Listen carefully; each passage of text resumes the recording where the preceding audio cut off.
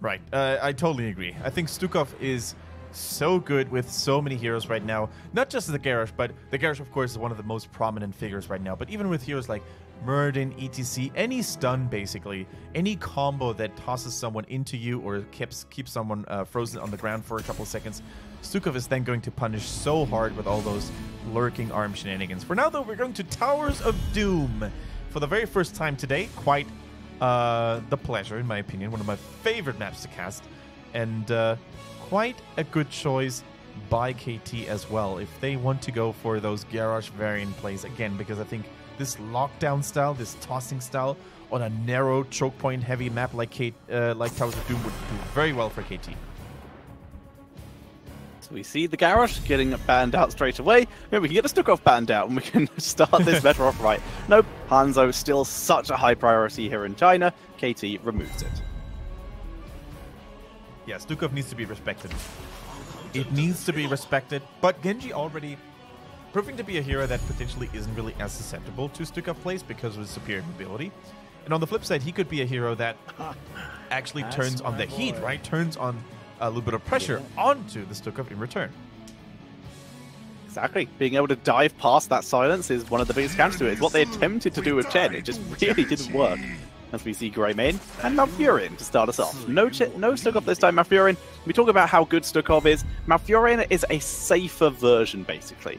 Stukov can be one of the most impactful heroes in the game. Yeah. Malfurion, though, is just slightly better in terms of general numbers, in terms of healing, in terms of playmaking ability. Oh my! A touch of the one coming into this, with Arthas being locked down, plus the Genji, plus the Abby. That, of course, means we're going to have aggression coming in from the Lions. And on top of that, we could maybe see the likes of Illidan, maybe even a Sonya, plus a main support then. I'd say maybe they could do a method / KSV and go for the Samuro, but you can't backdoor the core on this map. So that can't happen. Can you imagine? So, yeah. Like a team going for that strategy, only to realize, oh snap, it's Towers of Doom! That would be a disaster. Oh dear. But yeah, the Abba, the Arthas, the Genji, this is almost exactly the same composition, and the one did run that one time. So basically, if you just insert an Illidan and then something else, just any support, like I think they had Uther. But it'll still be good. There we go. Someone has learned. KT is not going to be caught out by this. This is basically like an emergency break they pulled here, right? They needed to make sure that they do not get overwhelmed by the aggression that could be Genji Illidan. We've seen it many times happen in China, guys, especially by a team known as The One, that if you focus on the Illidan, Genji's going to wreck you, and vice versa, right? Yeah. So the moment you focus on the one too hard, the other one is going to come for you and end your lives. Kendrick, do you know what other hero works really well with Abathur? Jen? No. No. No, it's time to stop. I did not think so for some reason. As Malthael is being hovered over as the ban. No decision made yet, though. But that would be interesting, depending on, I don't know, like what would warrant that? I guess it's just to prevent anti-healing. And percentage damage against Arthas, because Arthas struggles against that. But in that case, why not Tychus? The thing is, what's really cool about Malthael, if he goes up against Arthas, is the fact that one cleaving auto attack, while Arthas has the Army of the Dead on the field, it's going to give him so many targets to regenerate from in every single team fight, while actually shredding the health of Arthas and maybe even reducing the healing significantly. So Malthael can be an extremely annoying hero to face. You are very right. I didn't think about that. I forgot about the undead army. Yeah. And how many advantages it can give a Malthael. So very sensible ban here by Sunny Lion. The KT. What are we going to see for them? They still need some kind of tank. I would say potentially something like a Muradin or even a Vassian. They go for neither of those. Diablo is very sensible. You need a way to deal with Genji. And the Leoric comes in. And now, all of a sudden, despite not having a dedicated assassin, although they actually do with the Greymane, holy schmoly, that's going to be so much tank shredding if Greymane goes for Cursed Bullet, right? Diablo after level 13 with that devastating charge, Leoric, Drain Hope, March of the King potentially, and the Cursed Bullet. Arthas is going to have to be so careful, like when he goes in aggressively. However, there could always be the potential for double Arthas, in which case it wouldn't even be too bad because then the copy could absorb some of those abilities, right? So, I like what KT has, but by no means does it mean that Sunnyline is hard countered right now. Very true. So now, damage. Genji can't really do it alone. Even with the help of Avatha, you really want at least a little bit of help. Other heroes who can work well with Abatha, a Jaina, should be the case. Or Zeratul is a very old-fashioned one, but it can work. It could work indeed. Now we do have 2 good targets to put the hat on. 3 actually, if you include Arthas. We have 3, even 4. Like, don't disrespect an Uther copy and the value you can have. Yeah. So good copy targets all around, depending on what your team needs. If your team needs a little bit of extra pressure for engages, you go for the Arthas copy. If you need some finishing potential of, you may go for the double Genji or the Zeratul. But if your team finds themselves behind, you could go for double Uther and keep everyone in line. Yeah, they have lots of options, as you have said. They have many options indeed. So they are going to be able to pick and choose as they wish. Their poke damage is kind of non-existent though, so I would not be surprised to see a Needle Spine Abatha, but that is completely fine and acceptable. Okay, what pick is there left for them to choose? Could be an assassin, could be a melee assassin to be exact, could be something like... it's a Tychus, that's cool too. Now, Tychus is going to have a harder time in this game if there is constant Zeratul and Genji pressure onto him. But if there isn't, he's going to shred that Arthas even more. This whole team of KT just screams percentage damage right now. Exactly. They scream percentage damage, and that is obviously going to pressure Arthas, who is in a solo tank scenario. Tychus, also one of the more safe assassins due to his extra sustain from the Neo Steel plating and the Relentless Soldier, giving him several options in terms of not being instantly blown up by Genji or Zeratul. All right, Tetcher. Now, in this game, if I were the Tychus, I would definitely go for In the Rhythm. So, if you go for the bigger they are, you can maybe chunk down Arthas a little quicker, but you already have enough tools for that, right? You have the Curse Bullet.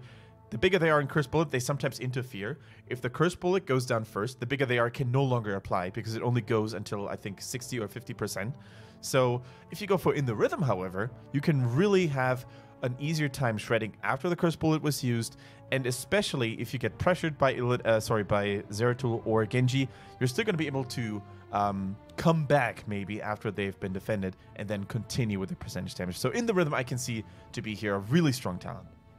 Yeah, I like In the Rhythm just in general as Tychus against Uther, because it's just consistently skipping the armor. And that is such a huge part of what makes Uther Uther that I am personally quite the fan. Yeah. All right. This is already, like, no matter how one-sided that previous game was, it's already starting to shape up to be my favorite series because of such interesting drafts that we can really analyze quite well. So, ladies and gentlemen, without further ado, give it up for the Sunny Lions, currently down 0-1 with Pao on that Uther. Jaina is playing Abathur, Feed B on the Genji. Zeratul is played by Wildlight, and last but not least, we have Arthas in the mix as well.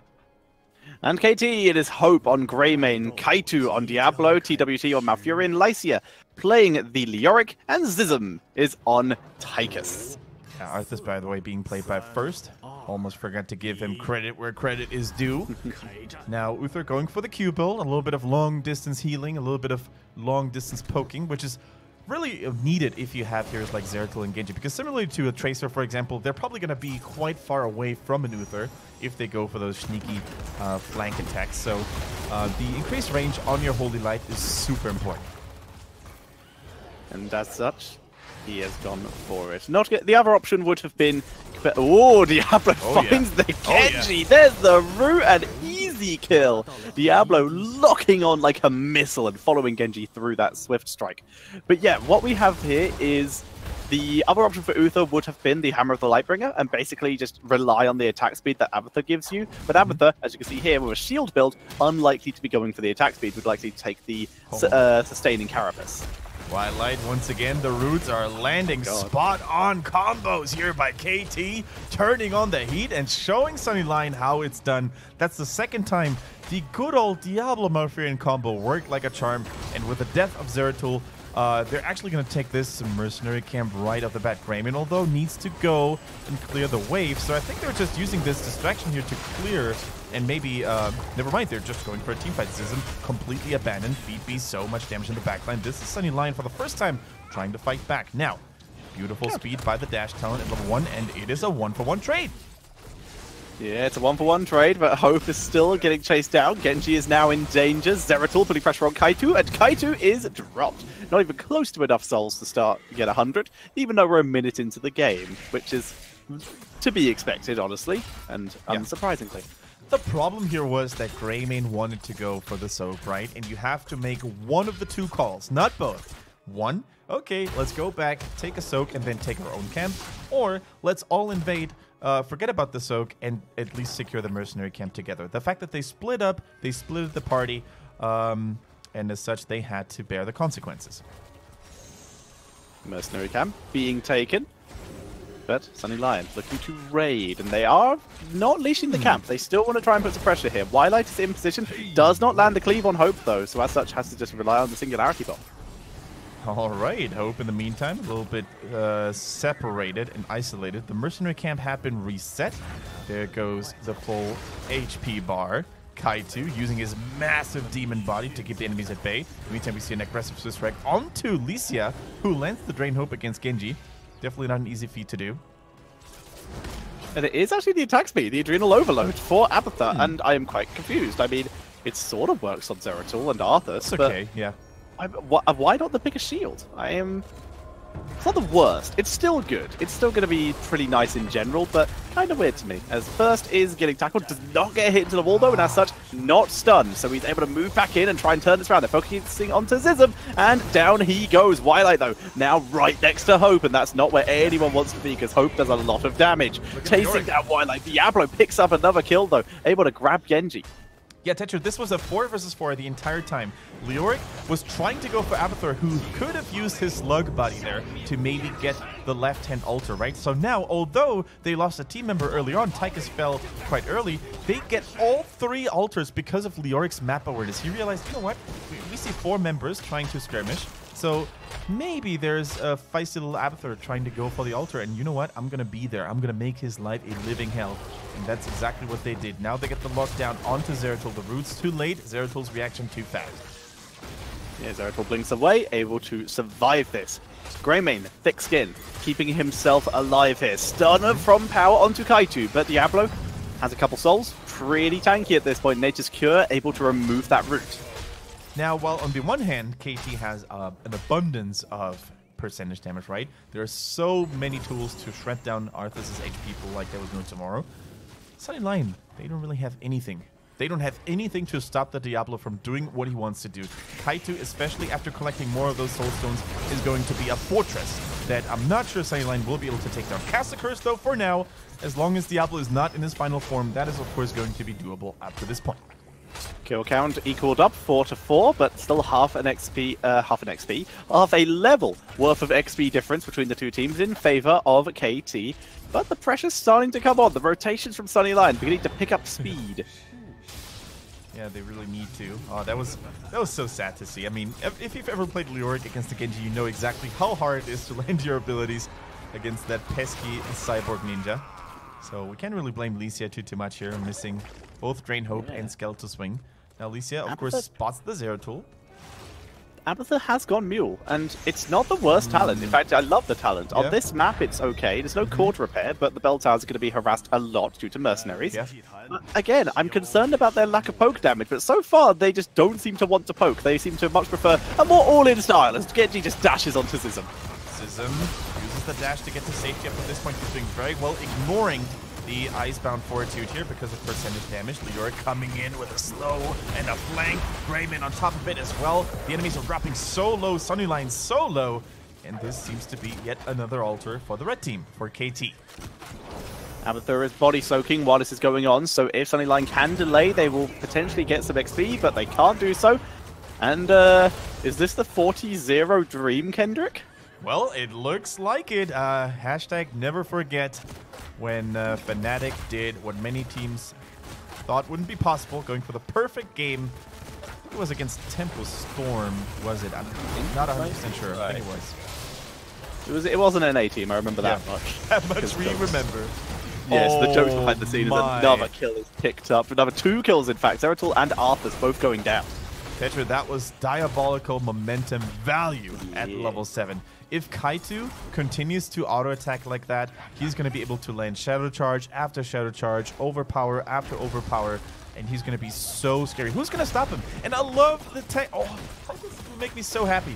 You pick the Draken Laser Drill. So more tank shredding against Arthas, bigger safety, a little bit of a safety tool against those squishy ranged melee assassins like Genji and Zeratul. I'm loving all those heroic abilities for KT. I couldn't be happier. KT staying alive, nice and safe, and in a very solid position here. They did go for In the Rhythm as well, so they're looking very good at this stage of the game. This is going to be so hard for Sunnyline to come back into. At least level 10 will be here. At least Abathur has the double soaking capabilities, and at least it's only going to be 2 altars for now. And at least they still have all 3 Baltars, so there's a couple of things still going their favor, but they need to catch up right here, right now, if they don't want to fall behind even more. Oh my goodness, that could be a devastating blow if they had gotten Pow in the Uther here. Let's see. Is KT going to invade here, Tetra? They need to wait patiently for Leoric to take the left altar. I think they're happy with it. Uther's getting it. They give it up on the dream, but they are still so far ahead that they're in a lovely position. Yeah. Down to 20, down to 36. Yeah, level 10 is here. We see Copy, Divine Shield, Army, Dragon Blade, and VP. Nothing out of the ordinary here. Is it going to be enough, though, for the Sunny Lions to pounce back into this game? They're already a level behind. They're even on talents. This is where they can turn it round and try and get it back, especially if they see this happening. As the boss is going down, Genji's on the way. Genji will be here first, and he will see it. Abathur is on his head. Are they going to clone? They're moving in. Draken lasers down. The clone on Genji. They move forward. In it comes. Apocalypse is pretty good, getting 2 members, but they're holding the point with the Divine Shield and the Dragon Blade, but knocking off the point, holding it together. The shots are taken, but the fight is a disaster as well. KT get the shots and the kills. Full team wipe outside of Abathur. Absolute domination there on that boss point. Of course, there was no level 13 yet, which gave Sunnyline a lot of confidence, right? But then we had so much zoning. We're actually going to take another look at that. Look at the Apocalypse zoning down 2 members. The laser dropping actually on the Ghoul's Zism here with a little bit of micro mismanagement. But then the Genji was the focus point. Anyways, we also saw beautiful zoning by Leoric over and over again. So despite KT wasn't even using their full power, right, with the laser, for example, aiming at an enemy hero, it was still enough to keep them safe and sound. And once again, I do want to highlight this, Tetra. Tranquility value in this fight, you could really see it making a big difference. Yeah, you could. And as such, everyone from KT survives. Everyone from KT is in a wonderful position as they move down to the next objective. They're just chaining them together at this point. Lycia able to zone away Twilight and gain back a chunk of the health he lost, but once again, Zeratul Burst is still pretty scary. Oh my goodness. That's going to be another altar if Sunnyline can find the rhythm, but they can't break through. But look at the zoning here by Leoric and Diablo, completely shutting down all potential access points for Sunnyline. Now the damage reduction comes in. Ominous Wraith is goody-goody. Mayman trying to go in. So does Feed B. Needs to be super careful. Double Genji now unleashed. But Genji clone is deleted. Down he goes. Now first is being chased. Does Kaito have another Shadow Charge available? No auto attacks. This is where the diabolical momentum could have been a mistake. The fact that Arthur slows attack speed, so you lose value. Ooh, good attempt to push him into the wall, but the suplex, the overpower from Kaito is enough instead. And a happy little Broccoli tanking the 4 shots. What a bro. Hope though, counter killed. Good job by Sunnyline, finding an isolated target, able to kill off the Grey Mane, but that's still a long way to go. Yeah, Zism probably thought that the blue members were a little closer to the Arthas where they could possibly try to help, but that VP actually caught the Genji inside as well. Jumps to safety, gets the kill number 3, and can they get the counter kill? No, the Divine Shield baiting Zism to go deep, keeping Power alive for now, dropping a heal again. Feed B in trouble, and that's it. Yeah, 2 kills to 1. 3 technical, 2 kills to 1 in that particular fight. If you include the Grey Mane one from earlier. And as such, KT still ahead, still holding themselves together. Their heroes are alive. Grey Mane returns. He can take the portal. No, portal's not open yet, so he has to walk. Now, how greedy do KT want to get here?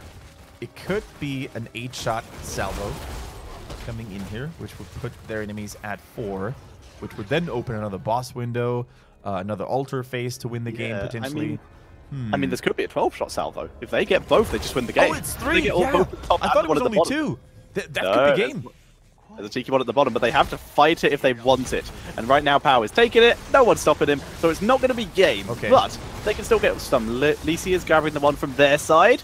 Genji interrupts, though. This could be the opportunity. Perhaps the greed of Sunny Lion could bite them here, as Genji barely escapes. Oh, auto attack kill by Malfurion, who iceboxes himself to keep himself alive, moves back. Hope moving forward, looking for Twilight. Diablo comes in with the help, but the lovely tackler first is also being targeted down. Uther getting power slid in, not power slid, sorry, overpowered into the apocalypse. Arthas goes down to the side, and Diablo looks for Pow, but the not able to get in range. Pow survives. Abathur's not going to. No. Abathur kept his team in the game, though. He made sure that his sacrifice was indeed a worthy and noble one to secure the bottom altar. But in return, at what cost, Tetcher? 2 Beltars are going to fall. This could be the tightening choke point here for Sunny Lion. They might not be able to recover from, because Mercenaries are taken by Leoric as well. With the lack of Beltars in the bottom for the blue team, this could be another 3 shots, or they're just going for the triple bell tower play. This would not be lethal. It would probably take them a bit too long to clear this, and bot is already under siege. This would be like 2 shots, maybe max. 1 or 2. Let's see. Actually, they might even make it. Nah, it's not going to be a single shot. It's going to be maybe one. Yeah. It's okay. And down it goes. Oh, it wasn't even one shot. Shot come in time? I guess that's a wind-up time. Fair enough. Now doesn't go off immediately. Seems fair. Indeed. However, this still means that it's currently 6-2, meaning that a double cap, which is what is next, you can see mid and bot, will still be lethal. Boss in 10. Boss in 10. Yeah, so 1 and boss, 2 both of the bot objectives. Yeah. As long as they can get 1 of these, they've set themselves up for a lethal, especially if these sappers come in. But there we go. You can see the entirety of Sunny Lion not having any of that. Grouped up to clear the sappers first, then get to the objective as fast as you can. Tetcher, this is the pincer move, the double prong attack here. The Mercenaries in the top lane kept them busy. They're not even completely dealt yet. I think they're going to take 1 or 2 shots, depending on how many are left. But they need to be at those altars, right? If both go through, the game is over, and the series will be over as well. First getting absolutely demolished. The Divine Shield is so early. What? The return kill on Tychus, that's huge. That's pretty good. Alicia's taken the shots from bot. Now it is just about his top. Arthas goes down. Tychus goes down. Looking for TWT as they chase him down, and they will get him. Okay. This is all about the defense now. The Sappers, 1 made it in. 1 health left on the core as Pow is dropping low, but if he dies, it's not so bad. He just needs to get to Twilight so he can heal him. Twilight out of range. Grabs the fountain. Uther comes in that ghost form, gets the healing, keeping Twilight alive. But this is currently a 3 versus 3 with Genji, Zeratul, and Abathur versus Diablo, Greymane, and Leoric, all about this 1 altar, but they can't get in. Ultimate Evolution is off cooldown. Is on cooldown. They can't jive that. They just have to rely on Genji.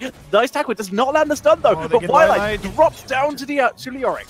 The hopelessness, the level 7 talent, giving him the longer range on the drain. Hope Arthas is back, though. Here he comes, Howling Blast. They need to risk everything right now. They get the Diablo. 100 Soul Stones are gone the drain now. Of course, with the teleport, the March of the Black King is here. So is Tychus. They're all respawning Tetcher. They're all going to the arena in the middle. The laser burns down first. Deflect is pretty good with the laser. Kaito, he ported back and has run back in. Pow is alive as well. Needs to get in. No Divine Shield available. He's all alone. 1 poor completely defenseless Uther. He goes down, and KT take the altar, and that is GG. KT take the 2-0. It was like, a new challenger has appeared. A new challenger has arrived. Uther blocks the way.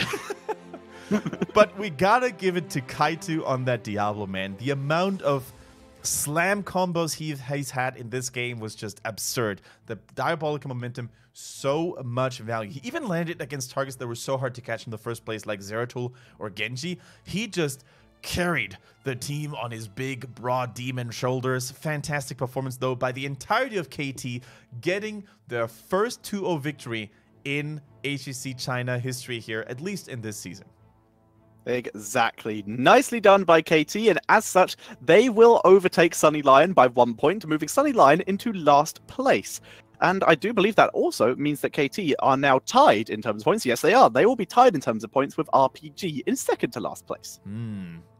All right, so things are starting to shape up a little bit here in HGC China with teams like CE and SBT getting some distance in between themselves and SOA, but then SOA is leading the middle field, leading the middle here. Actually, no, they aren't anymore. The one is now leading.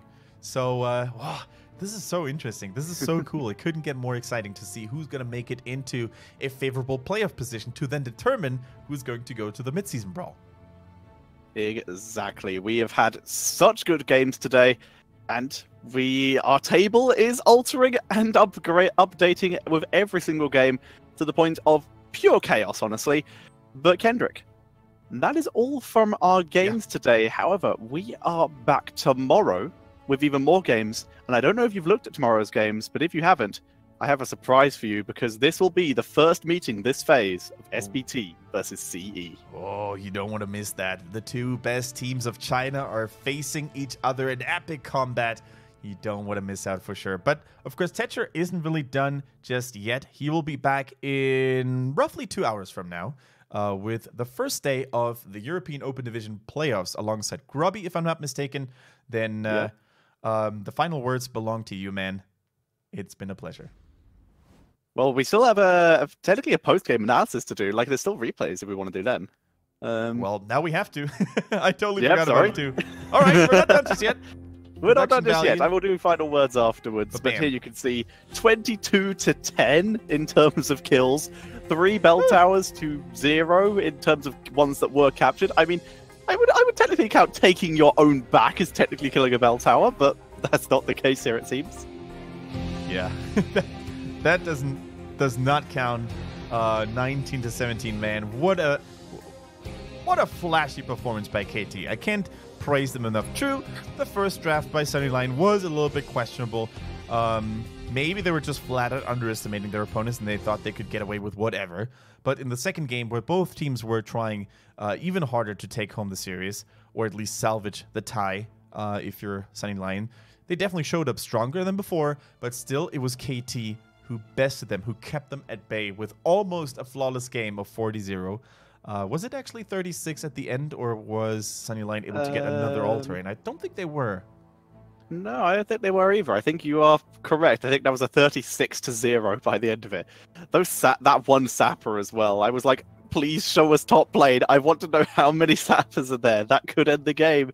But no, they cleaned up exactly enough to not kill themselves and then left early so that they would be in time to fight, which was a good plan. Yeah, pretty cool to see. I can't wait to witness the MVP vote. It's hard to pick one because the entirety of KT played so well. It had to be Kaito if I were the judge. Yes. Because that Diablo was just on board nuts. with you. Yeah. Kaito made me think of Breeze there at the Western Clash when he single-handedly kept the enemy team at bay over and over again. That was really cool to see as well. Looks like Towers of Doom is a really good Diablo map. So many narrow choke points, so many walls to slam and ram people into. I want to see more of that. Same. It was really entertaining, and Diablo is definitely one of the more entertaining tanks to watch just because of how aggressive he goes. And that first blood was just really cool. Just follow Genji through a Genji, strike. That was very amusing to me, so I enjoyed that quite a bit. So while we're waiting for the post-game stuff to come on, how much have you watched of the English subbed HOTS Academy, I think they have it called? A little bit. I didn't watch the entire thing, but you can explain to the viewers. Maybe we should probably link it too, right? Yeah, link it in the chat while as we're getting set up for the replay thing. But it's a game show that HGC China does every Wednesday. So it's going to happen in between game 2 and 3 on HGC China on Wednesday, but someone subtitled the version we had last week. And it was very funny. At one point it was like, what is this hero in the draft? Yeah. And that was quite funny. And with subtitles, that's very funny. It was just like, oh no, I completely agree with your analysis, except there's one thing. Sam doesn't play Tychus. And basically, it's like, your analysis is perfect, except you haven't taken the players into account at all. And it's really